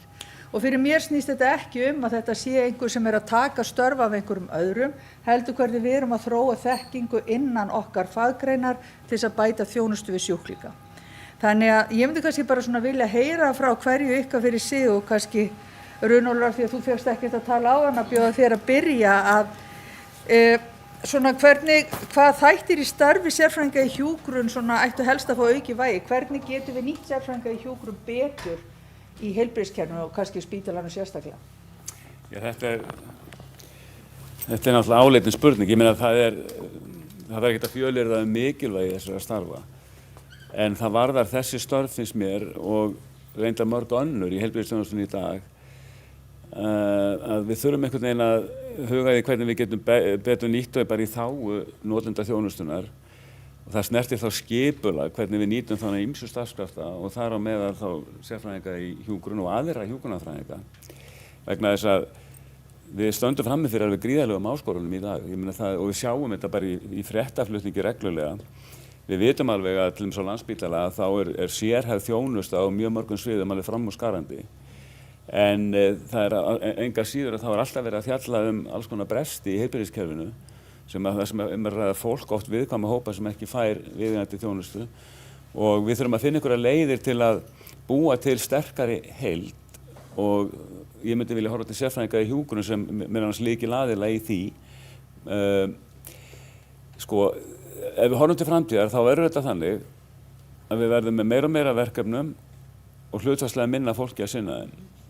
Og hvernig ætlum við að ráða við það? Og í rauninni þá þurfum við okkar sérfræðingum að halda ekki bara til þess að sinna hópnum sem þeir eru með mjög vel, heldur líka til að einhvern veginn vera ráðandi í að skipuleggja þjónustuna þannig að sem flestir njóta hennar. Ég til dæmis hef tekið eftir því svona í gegnum árin varðandi biðlista. Stundum eru biðlistar í sérhæfða þjónustu að þeir geta sinna öllum. Þjónustan hún er útfærð af hálfu þeirra sem hafa sérþekkinguna, þar á meðal sérfræðinga í hjúkrun og annarra, til að veita hann alveg gríðarlega vel þegar að fólk kemst í tæri við hana. En svo er fólk á biðlista og við veitum ekki hvernig þeim vegnar og stundum vegnar þeim ekkert endilega vel. Þannig eitt af því sem við þurfum að huga, hvernig getum við náð til þessa fólks og einhvern veginn útfært þjónustu og ég sé þetta svolítið fyrir mig þannig, sko við þurfum fleiri sérfræðinga í hjúkrun. Ég til dæmis sjó eftir því að eðlilega kannski eru sérfræðingar í hjúkrun á sviði hjartasjúkdóma og krabbameina, flestir, en það eru bara 4 eftir tölunum sem þú lýstir sem eru á sviði geðhjúkrunar. En í námi, sem mjög gott, en ég meina, þetta samt veruleikin sem hefur verið, en þetta eitt stærsta sviðið í heilbrigðisþjónustunni í dag. Þannig að auðvitað viljum við mennta flesta sem best, en aðalatriðið að við verðum einhvern veginn að búa til sterka heild og það verður alltaf einhver píramídi. Það einhverjir þarna uppi sem einhvern veginn hafa meiri þekkingu og þeir verða þá að nýta hana til að hjálpa hinum til að búa til þann vettvang sem við viljum. Þannig að ég sé bara alveg gríðarlegt tækifæri fyrir hjúkrunarfræðinga yfir höfuð, en auðvitað, og ég held að þurfum líka að nýta fleiri möguleika á því að skapa sérþekkingu, ekki bara endilega meistaranámi sem þetta hefur verið. Mér finnst mjög gott framtak sem hefur verið að bjóða upp á það sem hlutanám og einhvers konar styttri útgáfa námi sem skapar þá samt sem þá sérhæfingu sem þarf líka, þannig að fleiri geti notið hennar, því það ekki, við vitum það var þetta svona mikla háskólamenntun, það ekkert öllum sem hugnast að fara í slíkt nám, en sérþekkinguna þurfum við enga síður. Já, ég veit ekki hvort að ég hafi kannski svo miklu fyrir þetta bæta, þannig að sé að ég myndi kannski bara vilja draga, ég búin að tala alveg nóg sko, en ég held að ég myndi vilja draga fram þennan þátt með að vinna saman og mér finnst tvennt hérna í kerfinu ekki nógu gott, sérstaklega innan okkar spítala, það einmitt þetta, það svo ójöfn aðgangur sjúklingahópa og það fer ekki eftir erfiðleikinn ekki, það ekki neinu samhengi, það fólk hérna að glíma við mjög flóknar sjúkdóma og erfiðleika sem hafa enga hjúkrunarfræðinga og hafa ekki samfellað þjónustu á þeim toga sem við vitum að þau þurfa á og spara og ég veit ekki alveg neitt hvað það og svo þá líka hitt að til þess að mæta þessum þörfum út allt sem ekki mætt núna og Guðríður var alveg að reyna að segja að þá líka mismunun í möguleikum fólk til náms og það eitthvað sem verður að fara að taka á og það bæði varðandi svona styttra nám eins og út að segja. Ég held að það sé kannski tiltölu auðvelt að til dæmis kennsluaðferðum að það tiltölu auðvelt að gera það en með meistaranám og doktorsnám það verður að vera meiri jöfnuður því það svo ólíkt hvar tækifærin liggja til frekara náms og það eiginlega ekki við þetta eiginlega una lengur finnst mér sko. Já, takk fyrir og takk fyrir Guðríður þetta mjög fínu yfirferð og þegar ég var að undirbúa mig fyrir að hitta ykkur þá skoðaði ég heimasíðu nokkra heilbrigðisstofnana og ég held að Landspítali sé einlega eina heilbrigðisstofnun þar sem maður finnur starfsheitið sérfræðingur í hjúkrun. Kannski það ekki rétt hjá mér, kannski bara kann ég ekki að leita, veitir það kannski bara kemur ekki upp vegna þess að núna eru allar ríkisstofnanir komnar inn á Ísland.is og það miklu erfiðara, eða mér finnst það miklu erfiðara að finna svona sérstök heiti þar og kemur bara alltaf upp sama svarið. Og þá gerði það, þannig að mig langar þess að varpa þarna fram hvernig samstarf við sérfræðinga utan Landspítala vegna þess að Runólfur nefndi biðlista, hverjir á biðlista, hvar eru þeir einstaklingar, þeir ekki bara heima að bíða, mismunandi veikir og kannski heimahjúkrun, einhverju sérfræðingar í hjúkrun heimahjúkrun? Já, eru sérfræðingar í hjúkrun á heilsugæslunni? Já. Þannig að sko hvernig samstarfið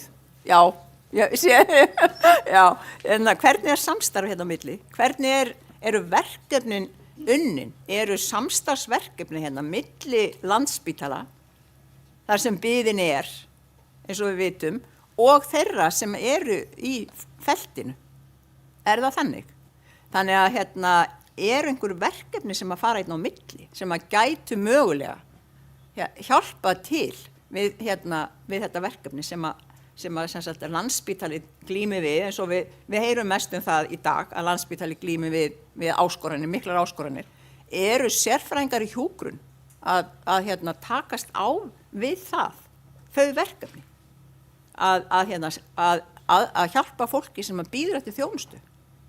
Þannig að mér langar eiginlega bara við kannski, ef svo ég taki nú bara orðið af stýrimanninum, að við ræðum til það. Einmitt.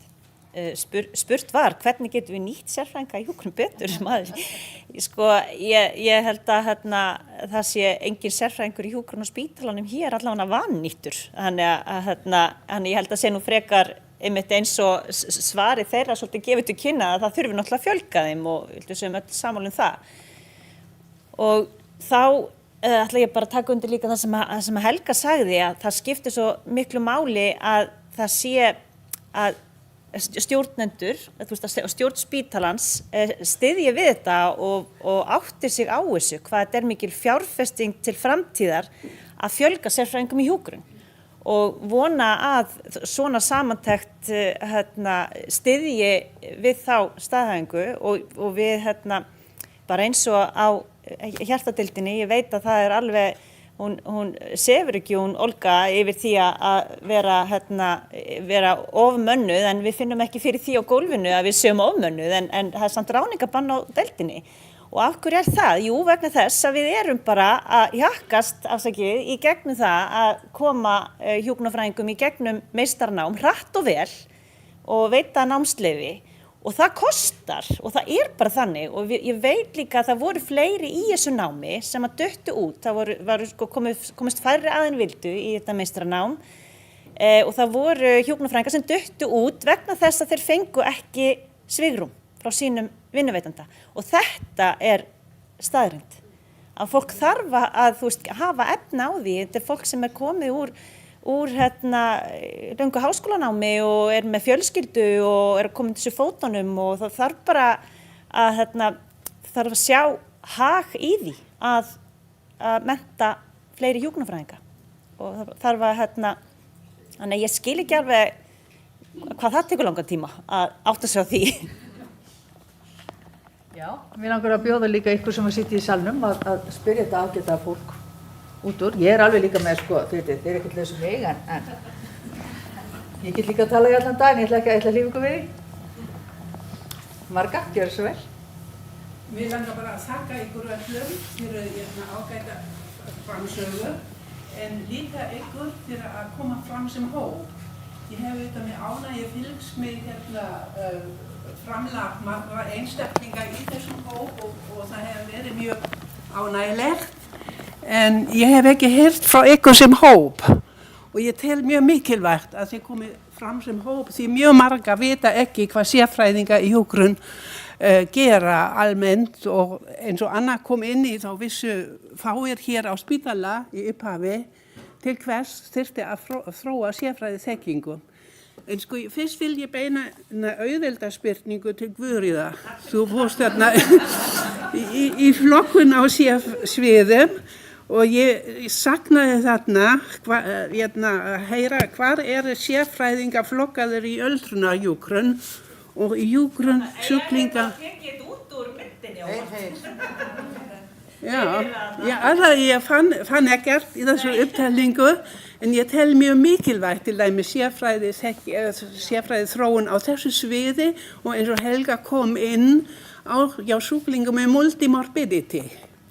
Það kom heldur ekki fram fyrir mig hvar þau flokkað en það kom fram í erindum ykkar að þið værið einmitt hópur sem væri að sinna sjúklingum sem með fjölþætt heilsufarsvandamál.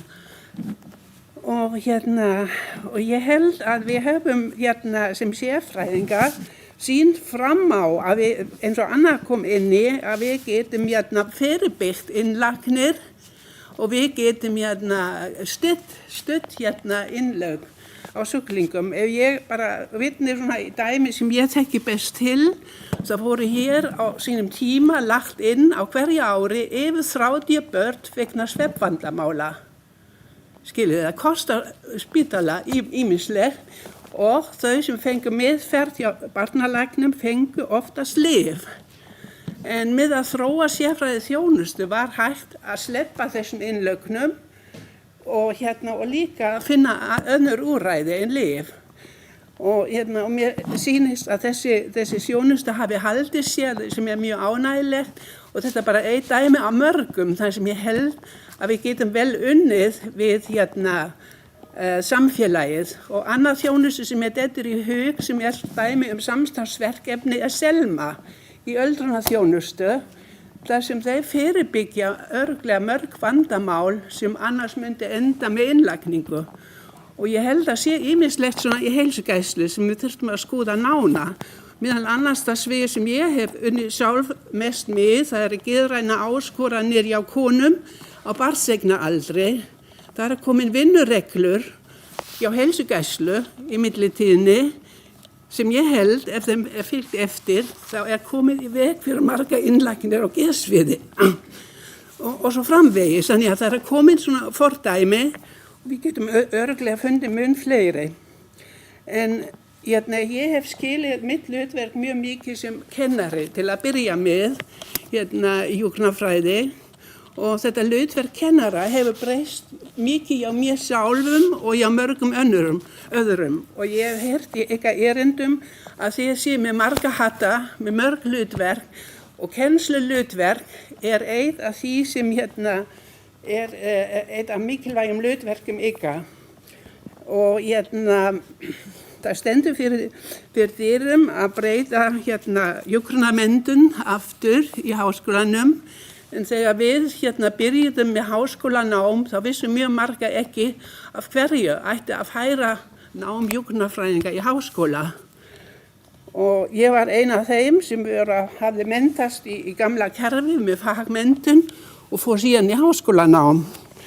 En þegar ég var nýráðin stundakennari við Háskóla Íslands í nýstofnaðri námsbraut hjúkrunarfræði, þá fekk ég fyrirlestur ábyrgð kennara sem leiðtoga sem ég hef þurft að hugsa alla tíð síðan á meðan ég var kennari.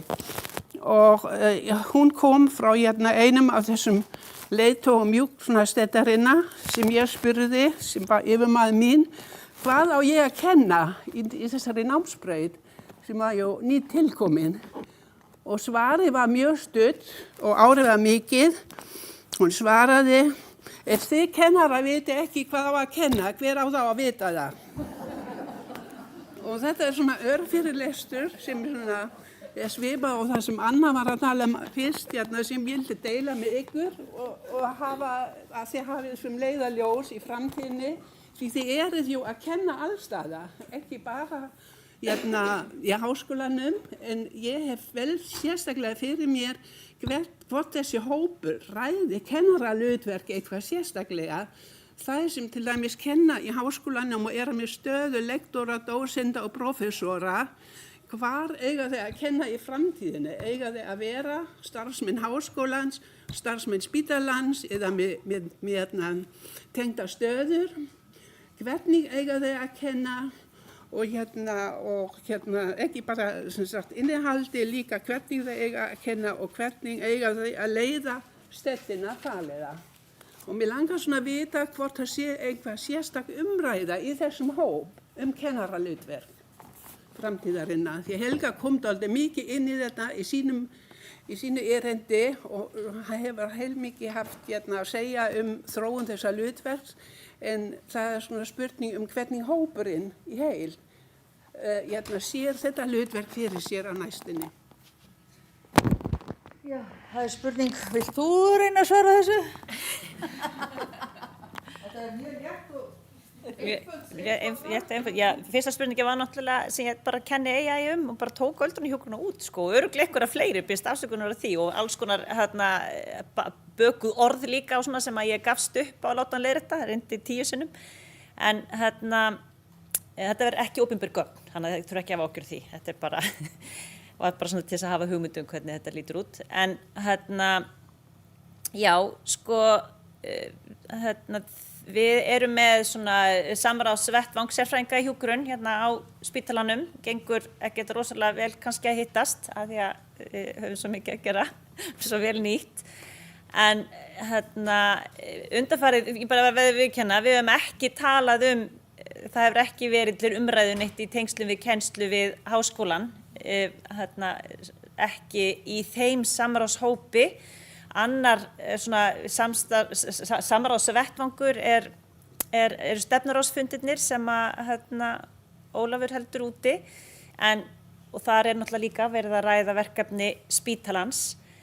En það sem hefur líka bara tekið rosalega mikið pláss innan okkar samráðsvettvangs akkurat þetta, og bara orðið dálítið svona, maður svolítið þreyttur á því, þú veist, að maður sé alltaf að berjast fyrir því að það sé skilningur á því að það þurfi fleiri sérfræðinga og það þurfi að veita svigrúmi til þess að búa það til og svoleiðis, þannig að það hefur einhvern veginn farið mikið púður í það. Nú get ég ekki svara fyrir aðra sérfræðinga hvort ég veit að það eru náttúrulega einhverjir í kennslu, en við erum náttúrulega oft beðin að taka eitthvað svona eitt og eitt topic fyrir og þannig, en kannski ekki margir sem eru að halda úti heilu námskeiðunum eða svoleiðis. Þannig að já. Þetta nefnilega, það eru mjög margir mikilvægir punktar sem þú komst inn á. Sko, sérhæfing í heilbrigðisþjónustu þróaðist á síðustu 50 árum, mjög svo. Síðan höfum við staðið frammi fyrir þessum veruleika núna á síðustu kannski 10-20 árum, þetta fjölveikindi og sérstaklega aldraða sem þú komst inn á. Og þegar maður skoðar til dæmis sérhæfingu bara meðal heilbrigðisstétta og í þessu tilviki innan hjúkrunar, að þetta svona ber mikinn blæ af þessari þróun sem orðið síðustu áratugi, en sérfræðingar ekkert síður mikilvægir á þessum almennu sviðum, eins og til dæmis í öldrunarþjónustu og í heilsugæslu. Ég hjó eftir því að annars spurði hvort það væri einhverjir sérfræðingar í hjúkrun á þessum sviðum. Sennilega eru þeir ekki mjög áberandi, við vitum að þeir eru þarna, en það þarf sannlega að fjölga þeim vegna þess að þetta eru svo stór svið þjónustu. Og ég held að það sem að brestirnir í heilbrigðiskerfinu eru þar á þessum sviðum, ekki þar sem að við erum með þessar hefðbundnu sérhæfðu þjónustu sem hefur þróast yfir langan tíma. Þar erum við að gera mjög vel. Þannig að þarna þurfum við sannlega að styrkja okkur og þurfum að fjölga velmenntuðu fólki vegna þess að það var alltaf þannig að það var litið á að ákveðin störf krefðu sérmenntunar, önnur væri bara þörf fyrir svona þessa hefðbundna almennu menntun. En það þannig líka sérþekkingu til þess að ná þeim árangri að sinna stórum hópum á kerfisbundin hátt á þessum sviðum, þannig að þarna held ég að séu gríðarleg sóknarfæri. Ég ætla kannski, ég ætlaði bara að ítreka að það er í samræmi við það sem þú ert líka fyrir að tala að það þarf að endurskoða þessi, það er ekki bara síló í stjórnum spítalans, það er líka mjög mikil síló í starfsemi til dæmis sérfræðinga og í menntun sérfræðinga, og það hefur alveg gengið sér til húðar að mínu mati, því að við höfum í fyrsta lagi alls ekki starfskraft til þess að kenna með þessum hætti. Þetta er ekki nægilega vel nýtt og síðan bara við erum í litlu landi og það er hægt að finna, og við höfum lagt fram hugmyndir nám sem er meiri samvinna, snýst meira samvinnu, og það koma stöðugt upp þessi hagsmunir að ég er svo sér og þarfir okkar skjólstæðingahóps eru svo sérstaklega mikilvægur og öðruvísi, og það er alveg hægt að gera hvoru tveggja. Það er hægt að vinna með það sem er sameiginlegt, miklu meira með það sem er sameiginlegt, á sama tíma fólk getur þróa sig nægilega sérhæft til þess að geta mætt því sem síðan þarf. En það þarf held eitthvað núna undan að láta, því þetta getur ekki gengið lengur svona, og það er bókstaflega ekki eftir fólk þegar við nokkur erum farin og stærn, það er ekki fólk til þess að sinna þessum menntun. Það bara liggur alveg ljóst fyrir, og það þarf, já. Vilt þú bæta við annað eða? Ekki að sinna? Nei. Já. Var þetta kennslu?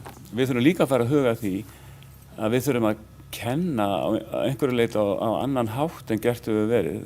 Það þarf að innleiða nýjungar tækniþróunin sem eiga sér stað og mun hafa mikil áhrif á það hvernig við veitum þjónustu á komandi árum. Við þurfum að innleiða það í kennslu. Þá þurfum við líka að þjálfa kennara í að koma framfæri þeim boðskap. En aðeins þetta sem Helga sagði, sem var að svipuðu nótum og ég nefndi áðan, sko í rauninni þessi síló, sko sérhæfingin sem við þekkjum svo vel og hefur skilað mjög miklu, hún býr nefnilega líka til girðingar. Við sjáum það á mjög áberandi hátt. Þetta á ekki heima hér. En hvað á það heima? Ég veit ekkert um það. Mjög góður punktur í að ég að svara þessari spurningu held ég alla daga. Á það heima hér. Helga, varst þú ekki með spurningu? Já, þakku fyrir. Ég misti því miður að fyrstu innleggjónum hérna, þurfti að sinna öðrum skildum. En ég ætla bara að þakka fyrir þetta málþing og þessa umræðu og mér langaði bara að tæpa þetta á nokkrum punktum. Það var marga og þið í pallborði hafi náttúrulega nefnt margt af því sem að ég langaði að koma að. En ég hef verið talsmaður þess að formfesta hlutverk sérfræðinga í hjúkrun í íslensku heilbrigðiskerfi. Mér finnst það alveg hafa vantað og ég ætla bara að nota tækifæri til þess að segja þetta enn einu sinni. Ég er búin að segja þetta í áratugi og held því bara áfram og ég held að við þurfum að vinna að því og einmitt þetta að taka höndum saman því að hlutverk þeirra er ekki síður mikilvægt heldur en sérfræðinga í öðrum heilbrigðisvísindagreinum og þá var það svona kannski annar punkturinn minn að það var þetta þáttöku sérfræðinga í kennslu. Við í HÍ og háskólanum reiðum okkur alveg gífurlega á sérfræðinga í hjúkrun, ekki síst á Landspítala af því þar eru þeir flestir og eru hérna í samstarfi við okkur, stofnanirnar. Þannig að ég hef hvatt í þess og við höfum reyndar ámálgað Landspítalanum það að sérfræði þjálfunin feli líka í sér að við fáum að ráða þá sem eru sérfræði þjálfun í hlutastörf gera við á samninga, þeir fái líka að spreyta sig í háskólakennslu og ég ætla að nota tækifæri hérna og fylgja þessu bréfi eftir sem ég minnri hafi sendt þér Runólfur í mars 2023 þannig að það er bara fínt að gleyma því ekki, þannig ég held að það sé gott. Svo langaði mig líka bara að taka undir að það er þetta sérfræðingur í almennri hjúkrun að það er ekki síður mikilvægt, mér finnst svolítið verið að ýja því og það kannski við höfum ekki sinnt því og það er eitthvað sem við getum alveg horft til og til dæmis í Bandaríkjunum hefur verið þróað mjög gott nám sem eru í rauninni svona svo sérfræðingar í almennri hjúkrun. En það sem ég langaði sérstaklega að nefna, ég ætla að gera hérna mínu síðasta punkti, að það er atriði sem að ég hef einmitt verið að tala nú er háskólasjúkrahús í 26 ára held ég, það er allavega 26 ára síðan að ég komið frá Bandaríkjunum og fór að fund Önnu, framkvæmdastjóra hjúkrunar hérna því ég var nýlent, það var í maí árið 2000, 26 ára síðan, en að það er að ég tel mjög mikilvægt að gerðar sér sambærilega kröfu til stjórnenda í hjúkrun eins og annara sem að leiða önnur sérsvið eins og í læknisfræði, sjúkraþjálfun og sálfræðinga og slíkt að við höfum ekki stigið það skref á Landspítala að gera kröfu að hjúkrunardeildarstjóra sem að ég held þó að flestir sérfræðingar í hjúkrun hvað sem að tilheyri, hafi sjálfir sérfræðinám í hjúkrunarfræði og ég held að þarna sé smá veikleiki hjá okkur eða kannski stór veikleiki og vil bara taka þetta upp hérna því ég held að þetta sé mikilvægt að því það verður að spyrja hvernig nýtast sérfræðingar, hvaða hlutverk hafa þeir, hvernig þetta gerum við sem mest úr því að hafa þessa mikilvægu starfsmenn. Þannig að mér langar að taka þetta upp hérna og ég vona að ég eftir að upplifa það á minni starfsævi, það er ekki mörg ár eftir í fylginu og nöfnu minni hratt eftir í eftirlauna aldrei, en ég allavega hvet okkur til þess að vera dálítið áræðin og setja markið hátt og að eftir einhver ára þá verði allir hjúkrunardeildarstjórar á Landspítala með að minnst meistaranámi í hjúkrunarfræði að við setjum þetta sem markmið og hjálpum þeim talandi námsleyfi og slíkt að við við bara stígum svolítið áræðin skref í átt til framtíðar. Takk. Já, takk fyrir það Helga. Vill einhver grípa þennan bolta? Vilt þú bæta við, Mariann, áður en að panelin fær? Ég ætla kannski ekki að grípa boltin en kannski bara búa til fleira spurningar kannski. En það sem ég heyrir hérna þegar það er verið að kenna, það er auðvitað búin að vera gífurlega þróun síðastliðin ár og hérna það er að fjölga þessu sérfræðinga í hjúkrun en hingað til hefur þessu þróun verið pínu handhófskennd eins og sagt var, að það hefur verið að byggja á bara áhuga hvers og eins og frumkvæði einstaklinga. Og mér finnst til dæmis að núna kannski komin tíma til að taka í taumana einhver veginn og segja núna þurfum við sérfræðingi í endahæfing sem við vitum bara einn á þeim sviðum þar sem skóin á eftir að kreppa verulega. Þetta er dýrastu skjólstæðingarna sem við erum með í samfélagið og við verðum að búa til þekkingu á því sviði. Við verðum líka að skoða vegna þess að við vitum að það tekur mörg ár að búa til sérfræðinga í hjúkrun. Svo hvernig í millitíðinu erum við að hafmaka bara nýtingu sérfræðingarna sem nú þegar eru til staða. Það er kannski ekki með því að baða sjúklingi í rúmi þó að það sé bara mjög flott verk og mjög dýrmætt en það er hægt fyrir mig að baða kannski 4 sjúklinga á einum degi en sína bara vitjun og fara yfir hvort að allir slagsjúklingar fær bara áætlað þjónustu bæði á gjörgæslu, taugalækningadeilda og bráðamóttakan með því að endurskipuleggja það og ég held að við verðum að standa vörð hvernig við erum að byggja upp þann sérþekkingu. Það sem Anna segir, hérna, ég er með marga blaðsíður en ég ætla að hafa það stutt.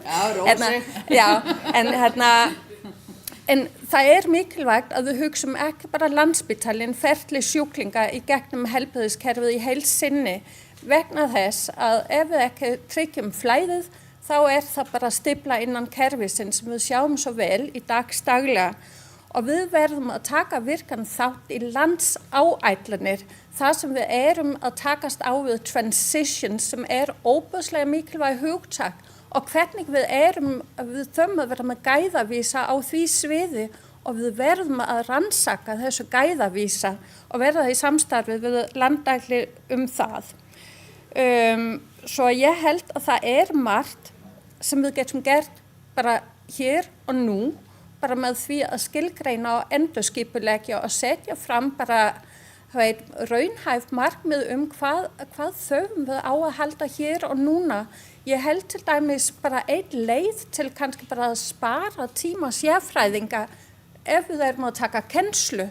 Við erum með sama fyrirlestarna til dæmis í grunnleggjandi hjúkrun sem við erum það er kannski ekki mikið sem breytist frá ári til árs og hverju er ekki verið að fjárfesta ég búið til flotta sjónvarpsþættir bara við erum að tala það ár eftir ár, ég held að ég sé búin að kasta það út í Cosboið meira en 10 sinnum bara síðastliðið ár, en það er ekki að gera það þarf að fjárfesta í tæknin upptökuna, en það er auðvitað betra fyrir nemynduna að fá svona bara fylgjast með sérfræðinga inn á Landspítali, tæmast þvagpoka í umhverfið sem þau eftir að vinna í staðan fyrir því að vera með PowerPoint-glærur á mismunandi gæði og mismunandi hvað fer miðað við hversu upplagt kennarinn í dag, frekar bara vera með upptökur á þann hátt, þannig að sérfræðingurinn ekki þarf að mæta 20 klukkutíma til að kenna þessu þætti sem að kenna ár eftir ár eftir ár,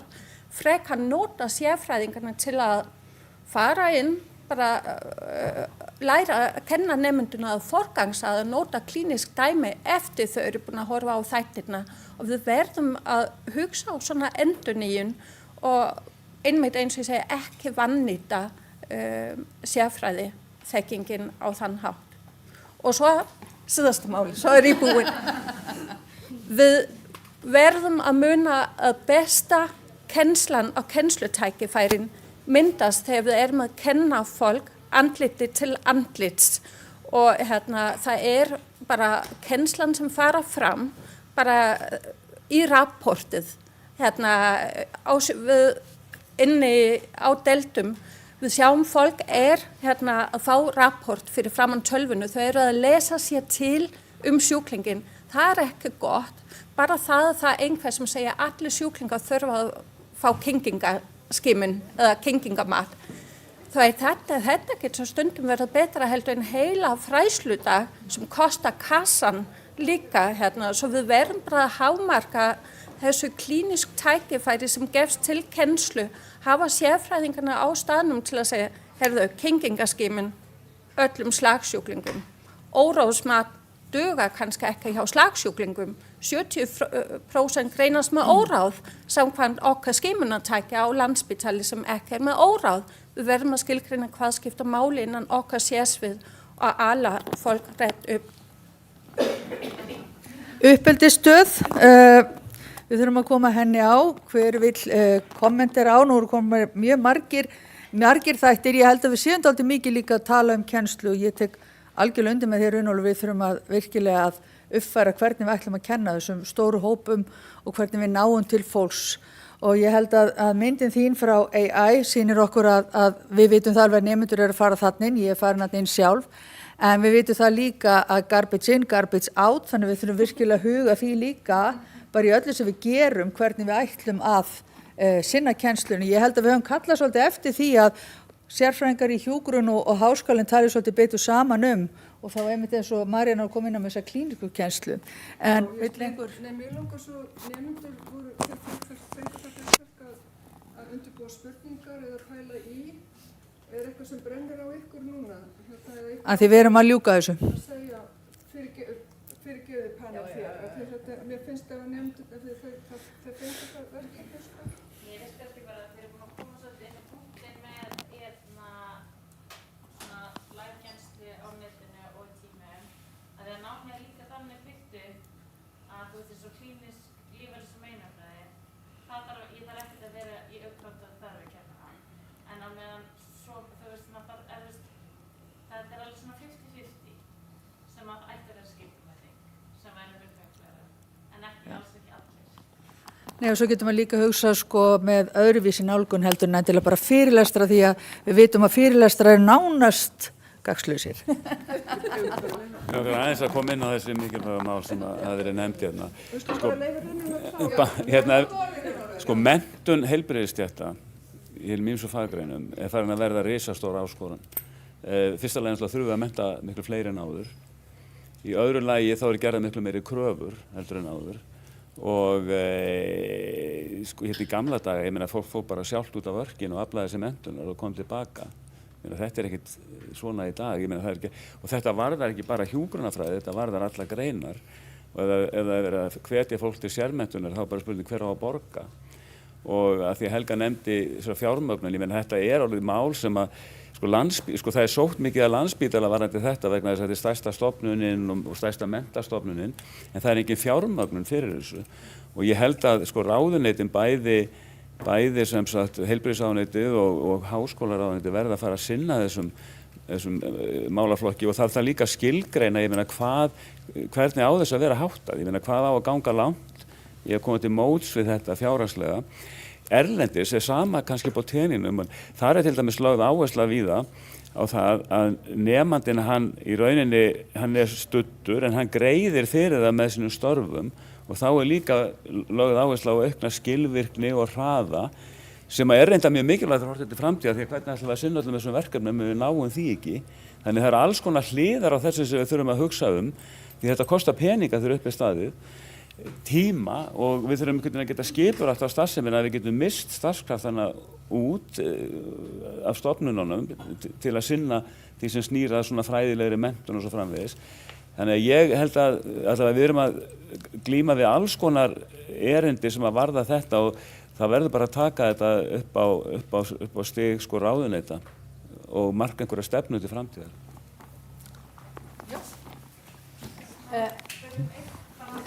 Ein örstutt í lokin því að við erum búið með tíman, þannig að vera mjög stutt.